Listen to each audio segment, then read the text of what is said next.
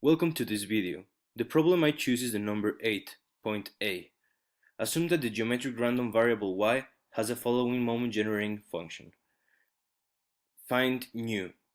Given this moment generating function, we must find the expected value, which we know is the mean, which we know is the first central moment. We can find the kth central moment by finding the kth derivative of the moment generating function. Since we need the first central moment, we must derive the function only once. We take the constants out, in this case, p. Now, using the quotient rule, we will multiply the derivative of f times g and subtract it from the derivative of g times f. Now, we divide everything by g squared. F is equal to e to the t. G is equal to 1 minus q e to the t. The derivative of f is equal to e to the t, and the derivative of g is equal to minus q e to the t. Now that we have all the variables, we must substitute them in the quotient rule. This equation is multiplying p as well.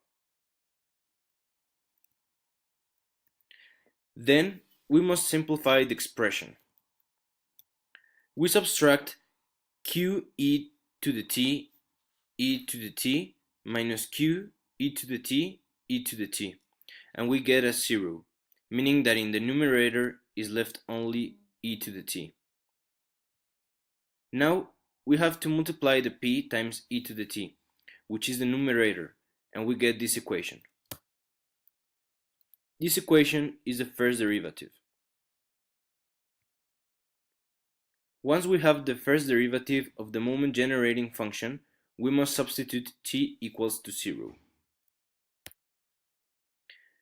Anything to the 0 power is equal to 1, so all the e's will become a 1, and as a result we get this equation. Since p is equal to 1 minus q, then nu will be equal to p over p squared, which if we simplify, it will get us that mu is equal to 1 over p, and this is the final result, meaning that the mean is equal to 1 over p.